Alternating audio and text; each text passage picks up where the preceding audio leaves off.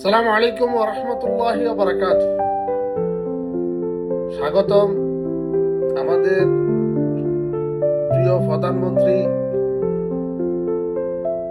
তারেক রহমানকে, এবং মন্ত্রিসভা গঠন হবে ইনশাআল্লাহ। তবে আমি একটা লোককে আপনাদেরকে দেখাই।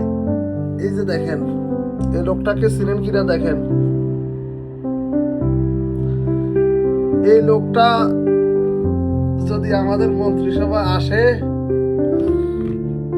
শিক্ষামন্ত্রী, তাহলে আপনারা পোলাপান যারা আছেন, স্টুডেন্ট যারা আছেন, সবাই ঘরে ফিরে যান, পড়ালেখায় মন দেন।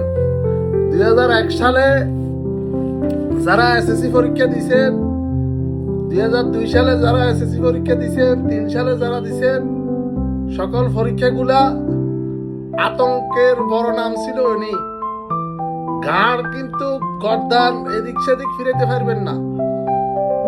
স্টুডেন্ট যারা আছেন, ছাত্র যারা আছেন, ছাত্রী যারা আছেন, সবাই টিকটক বাদ দিয়া, মোবাইল বাদ দিয়া ঘরে ফিরে যান, পড়ালেখার মন দেন, পড়ার টেবিলে বসেন, লুকাই লুকাই আর মোবাইল চালাইয়েন না।